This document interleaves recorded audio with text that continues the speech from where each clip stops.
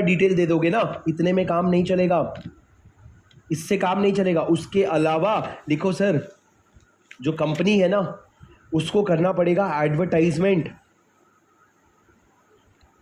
14 days before hearing. जब court में सुनवाई होगी, जब ट्राइब्यूनल में आपकी बात होगी, तो उसके 14 डेज पहले, कितने दिन पहले सर? 14 डेज पहले आपको एडवर्टाइज करना पड़ेगा। कहां एडवर्टाइज करोगे सर? न्यूज़पेपर में। आप अपना इंग्लिश न्यूज़पेपर, वर्नाक्युलर न्यूज़पेपर, लिखने की जरूरत नहीं है, पर आप क्या करोगे sir? You will have to advertise. उसके बाद राजा ध्यान से सुनो मेरी बात, अब इतना सा करने से ट्राइब्यूनल अप्रूवल नहीं देगा। अब ट्राइब्यूनल क्या करेगा? ट्राइब्यूनल इशू करेगा एक नोटिस। किसको पता है? ऑडिटर्स को।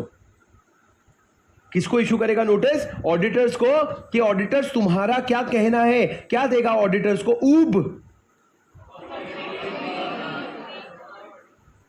अपॉर्चुनिटी ऑफ बीइंग हर्ड, कि ऑडिटर तू मेरे को बता दे तेरे को कोई तकलीफ तो नहीं है ये फाइनेंशियल स्टेटमेंट के रिवीजन से। उसके बाद सर जो भी हो जाएगा, उसके बाद ट्राइब्यूनल जो है अप्रोप्रिएट ऑर्डर्स पास करेगा। क्या पास करेगा? अप्रोप्रिएट ऑर्डर पास करेगा। उसके बाद सर जैसे ही ऑर्डर्स पास हो गए, ऑर्डर्स पास मतलब क्या? कि भैया या तो फाइनेंशियल स्टेटमेंट रिवाइज कर लो या बोर्ड रिपोर्ट को रिवाइज कर लो। तो फिर क्या करेगी कंपनी? मेरी बात सुनना ध्यान से। कंपनी अब बुलाएगा जनरल मीटिंग। कंपनी क्या करेगा? जनरल मीटिंग बुलाएगा, और ये जनरल मीटिंग पे क्या भेजेगा? नोटिस। सर ये नोटिस जो है ना, ये आपको न्यूज़पेपर में भी डालना पड़ेगा। ये नोटिस आपको न्यूज़पेपर में भी डालना पड़ेगा। न्यूज़पेपर में भी आपको ये नोटिस डालना पड़ेगा। और उसके बाद आपने क्या बुलाया? मीटिंग। अब सर ये जो जनरल मीटिंग बुलाया आपने, इसमें आप अपना रिवाइज्ड फाइनेंशियल स्टेटमेंट या बोर्ड रिपोर्ट जो है इसको रखो फॉर कंसिडरेशन, फॉर कंसिडरेशन। और एक बार यहां पे अप्रूव हो जाए तो उसको 30 डेज के अंदर आरओसी को दे देना। हो जाएगा यार, चिंता मत करो बिल्कुल भी। जितना लंबा लग रहा है उतना है नहीं, बहुत बेसिक सा है, आप लोगों को हो जाएगा। आप एक बार लिख लो पहले।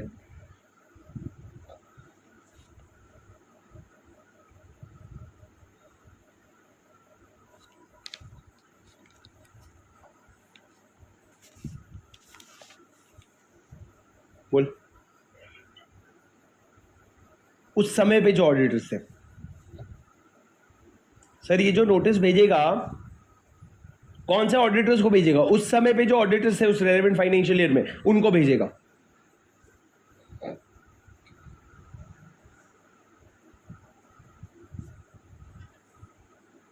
आप यहां पे ऑडिटर्स में चाहो तो लिख सकते हो, ऑडिटर्स ब्रैकेट में लिख लो ऑफ ओरिजिनल फाइनेंशियल स्टेटमेंट। बात मत करो बीच में, आवाज आती है, डिस्टर्ब होता है, मत करो। सर फ्लो देखोगे क्या? सुनो, उधर छोड़ो, इधर देखो भैया। सुनो, मैं गया ट्राइब्यूनल के पास, सबसे पहले ट्राइब्यूनल को समझाया, मैंने अपनी सारी बातें रख दी। अब मेरी बातें रखने के बाद ट्राइब्यूनल को दो लोगों से और सुनना है, एक हो गई जनता और एक हो गया ऑडिटर। तो सर वो क्या करेगा? सुनना मेरी बात, मैंने ट्राइब्यूनल को सारा इंफॉर्मेशन दिया। ट्राइब्यूनल बोलेगा कंपनी एक काम कर, तेरा हियरिंग का डेट ये है, हियरिंग का डेट ये है, और उस डेट के कम से कम 14 डेज पहले तो न्यूज़पेपर में ऐड डाल देना कि मैं फाइनेंशियल स्टेटमेंट के या फिर बोर्ड रिपोर्ट के रिवीजन के लिए गया हूं। क्या है सर? सबको पता होना चाहिए, पूरी दुनिया को पता होना चाहिए कि मैं रिवीजन के लिए जा रहा हूं। उसके बाद सर क्या होगा? ट्राइब्यूनल क्या करेगा? एक नोटिस भेजेगा ऑडिटर को, और ऑडिटर को बोलेगा ऑडिटर तेरा क्या कहना है, क्यों हमको रिवीजन की जरूरत पड़ रही है? सर कौन से वाले ऑडिटर को? मान लो ऑडिटर पहले कुछ और था, अभी कोई और हो गया, तो जिस साल का फाइनेंशियल स्टेटमेंट बदल रहे हो उस साल के ऑडिटर को अपॉर्चुनिटी ऑफ बीइंग हर्ड मिलेगा।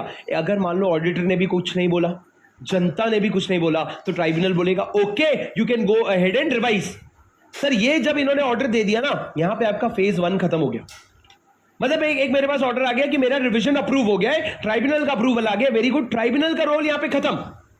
अब मेरे को नॉर्मल प्रोसेस करना पड़ेगा। सर जो ये मेरा, मान लो ये मेरा पुराना फाइनेंशियल स्टेटमेंट है, इसको मैंने रिवाइज कर लिया, पर भैया इसको तो तुमसे अप्रूव करवाया था ना, इसको तो तुमसे अडॉप्ट करवाया था ना मैंने। कब? याद है? याद करो वो AGM जहां पे मैंने ये तुम्हारे लिए अप्रूव करवाया था तुम्हारे साथ, पर ये तो बदल गया ना अब, तो तुमको बताना तो पड़ेगा। मैं फिर से बुलाऊंगा एक जनरल मीटिंग। एक सेकंड रुक के रियलाइज करो कितनी छोटी सी बात थी, रिवीजन करना है। और क्या करना पड़ रहा है? जनरल मीटिंग बुलाना पड़ रहा है, और जनरल मीटिंग में आपको शेयर होल्डर को बोलना पड़ेगा ये रहा रिवाइज्ड फाइनेंशियल स्टेटमेंट, तुम लोग इसको कंसिडर करो और इसको अप्रूव करो। जब तुम अप्रूव कर दोगे ये फाइनल हो गया सर, और मैं जाके आरओसी को 30 डेज के अंदर जमा कर दूंगा। अरे सुन रहे हो क्या तुम? Are you getting my point? Sir ये पूरा का पूरा आपका प्रोविजन का शुरुआत है। आपका टॉपिक क्या था sir? Voluntary revision of financial statement and board report. इसका आपने पूरा प्रोसेस देखा। सर एक बार शुरू से प्रोसेस देखो, क्या क्या रिवीजन हो रहा है? दो चीजें, एक तो फाइनेंशियल स्टेटमेंट जो सेक्शन याद करो, कौन सा सेक्शन? 129 का कंप्लायंस नहीं कर रहा है, और बोर्ड रिपोर्ट जो 134 का कंप्लायंस नहीं कर रहा है। आगे देखो फ्लो।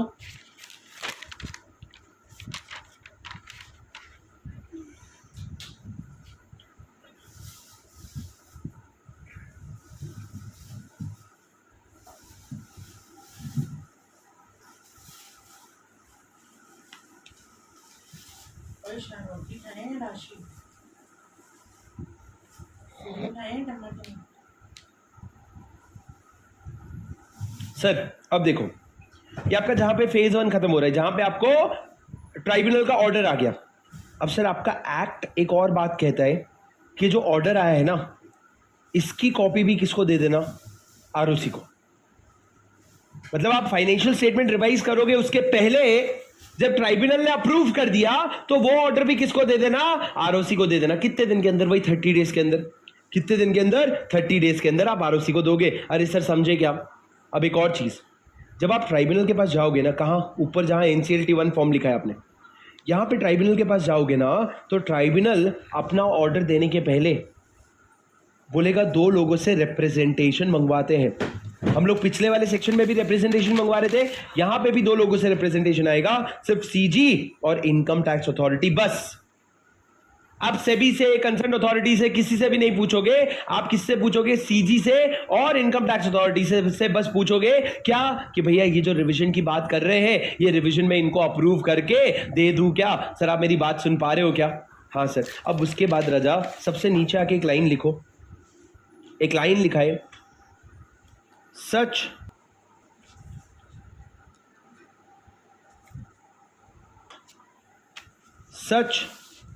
रिवाइज्ड फाइनेंशियल स्टेटमेंट और board report,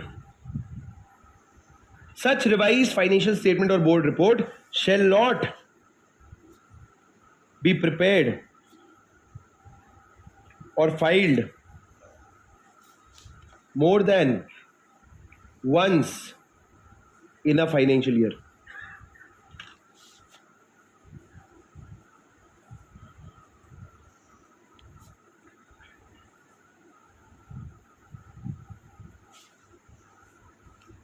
Such revised report shall not be prepared or filed more than once in a financial year. Sir, more than once in a financial year का क्या मतलब है?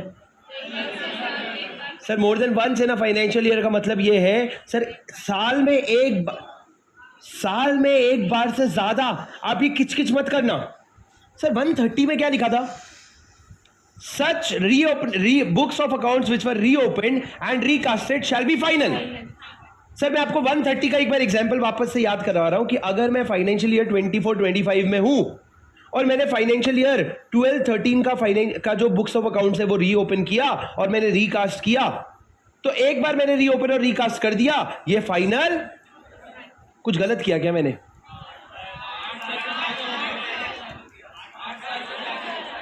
आप 8 साल से ज्यादा का बुक्स ऑफ अकाउंट्स रीओपन नहीं कर सकते। ये ट्रिगर होना चाहिए 2012-13, बहुत पहले हो गया। सर आप मान लो अब आ जाओ, मान लो 21-22 का आपने बुक्स ऑफ अकाउंट्स रीओपन किया और रीकास्ट किया, तो अब सर ये जो आपने रीओपन करके रीकास्ट किया this will be final. Sir अब उसके बाद मान लो इसी साल फाइनेंशियल ईयर 24-25 में मैंने बोला 22-23 का बुक्स रीओपन करके रिकास्ट करूंगा, क्या मैं कर सकता हूं?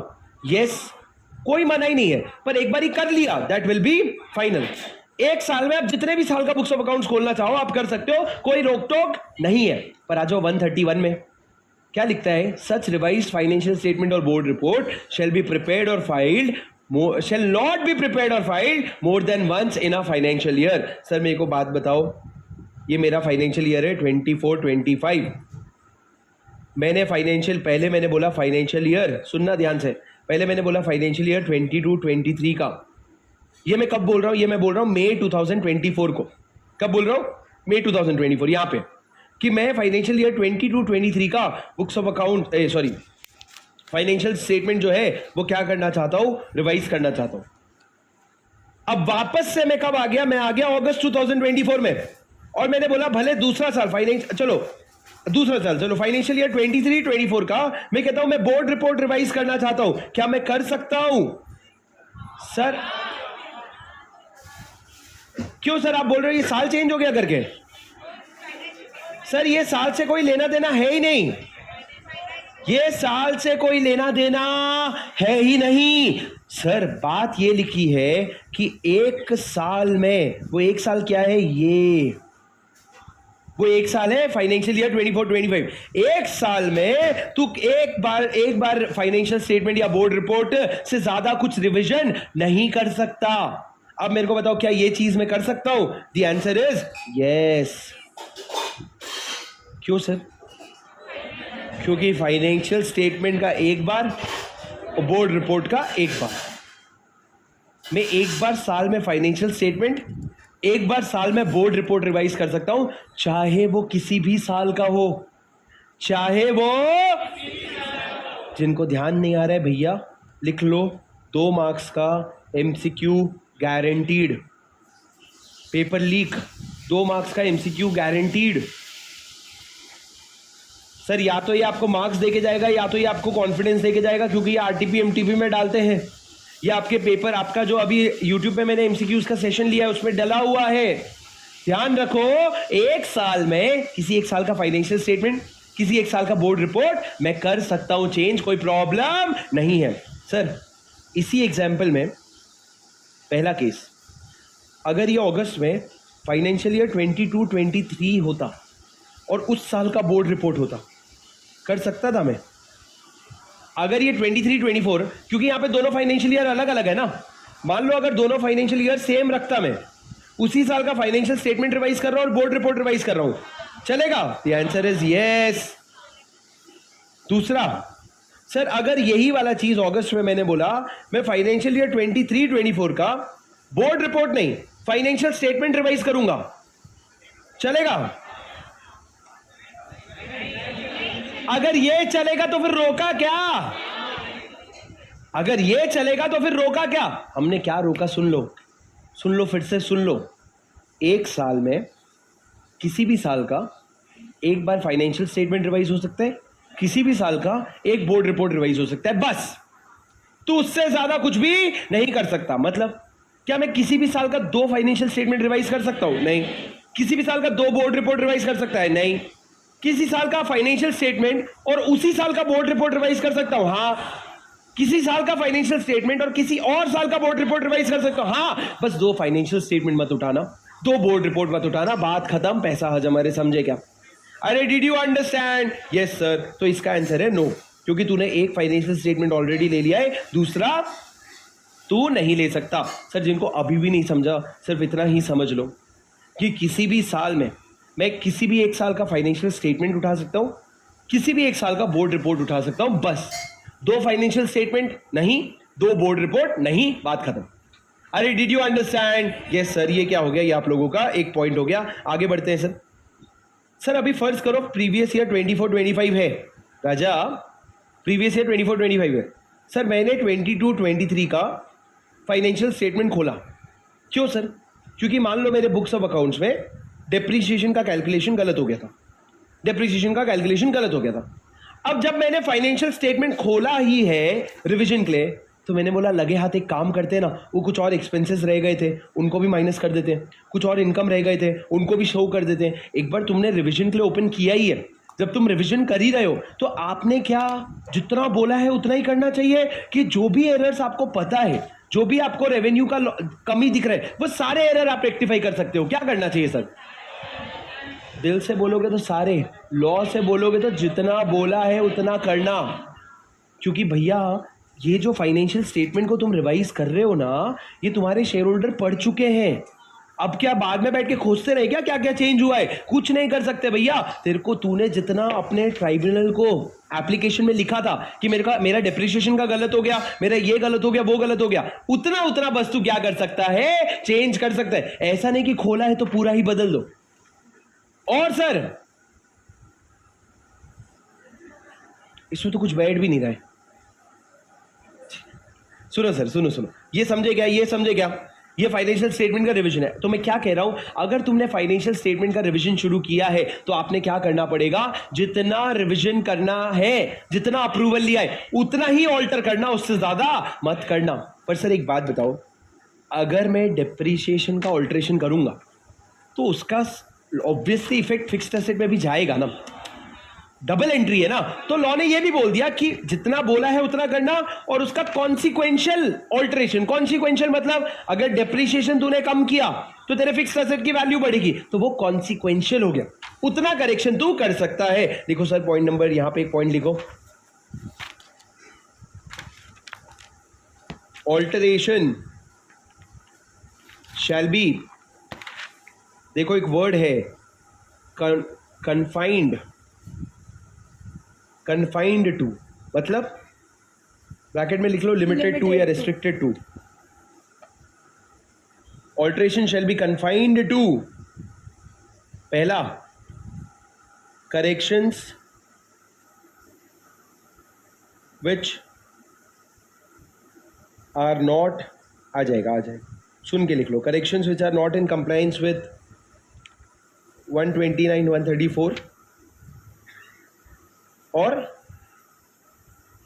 Consequential alteration. पहला हो गया करेक्शंस, दूसरा हो गया कॉन्सिक्वेंशियल ऑल्टरेशंस।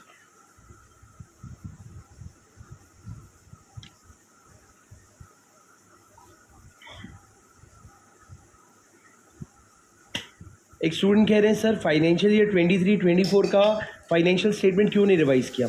देखो सर, मेरे ये वाले एग्जाम्पल में ये फाइनेंशियल स्टेटमेंट रिवाइज इसलिए नहीं किया क्योंकि इस साल 24-25 में मैंने ऑलरेडी फाइनेंशियल ईयर 22-23 का रिवीजन ले लिया था। 22-23 का फाइनेंशियल स्टेटमेंट का रिवीजन ले लिया था, इसलिए मैंने इस साल किसी और फाइनेंशियल स्टेटमेंट का रिवीजन नहीं किया। अरे सुन रहे हो क्या?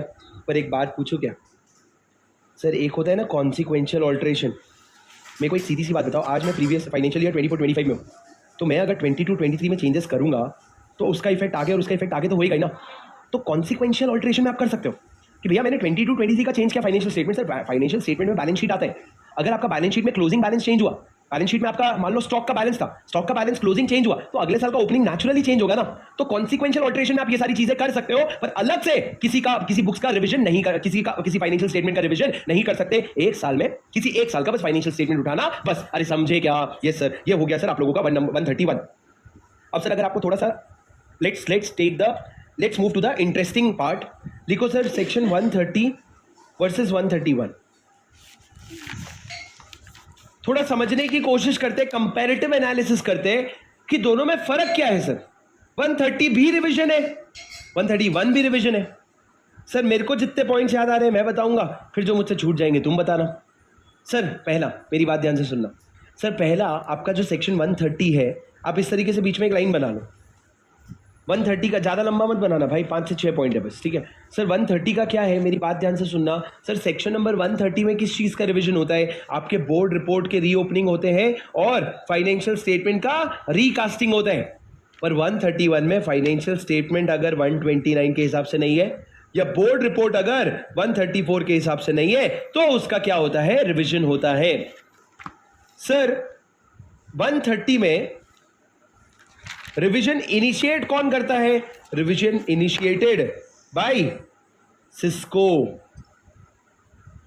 पर यहां पे हमारा it is a voluntary revision, हम खुद का रिवीजन करवा रहे हैं, खुद के फाइनेंशियल स्टेटमेंट और बोर्ड रिपोर्ट का। तीसरा सर यहां पे रिवीजन के लिए आप जा रहे हो किसके पास? कोर्ट या ट्राइब्यूनल के पास। यहां पे आप सिर्फ ट्राइब्यूनल के पास जा रहे हो। यहां पे जब ट्राइब्यूनल के पास, कोर्ट या ट्राइब्यूनल के पास जा रहे हो तो आप पिछले 8 फाइनेंशियल ईयर का या लॉन्गर पीरियड का रिवीजन कर सकते हो। यहां पे सिर्फ 3 साल का रिवीजन हो रहा है। यहां पे सर रिप्रेजेंटेशन मंगवाया जा रहा है सिस्को में बचे हुए लोगों से। यहां पे रिप्रेजेंटेशन मंगवाया जा रहा है सिर्फ सीजी से या इनकम टैक्स अथॉरिटी से। यहां पे लिमिट है कि revision once made for that year shall be final. यहां पे लिमिटेशन है not more than once in a financial year. एक फाइनेंशियल स्टेटमेंट के लिए और एक बोर्ड रिपोर्ट के लिए। एक फाइनेंशियल स्टेटमेंट के लिए और एक बोर्ड रिपोर्ट के लिए। और क्या था यहां पे? हाँ एक सेकेंड, यहां पे फ्रॉड का केस है, मिसमैनेजमेंट का केस है। यहां पे सर क्या है? यहां पे एरर का केस है। बेसिकली मोस्टली एरर है, सेल्फ डिटेक्टेड एरर है। बस और तो पॉइंट्स ही नहीं है, खत्म हो गया। कुछ बचा? और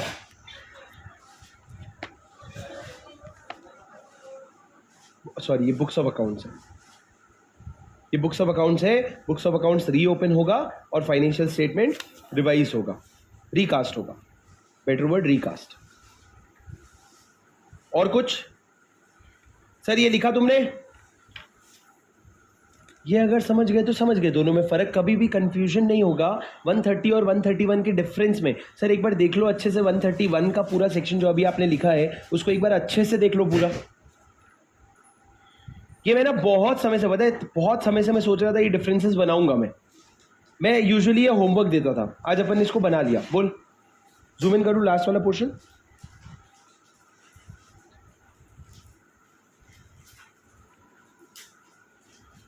क्या? जोर से बोलना। जनरल मीटिंग का वो देख, ट्राइब्यूनल के अप्रूवल में ही पूरा प्रोविजन आ जाएगा। फिर तो यहाँ पे डिफरेंसेस में क्या आता है कि यहाँ पे कुछ और लिखा है, यहाँ पे कुछ और लिखा है।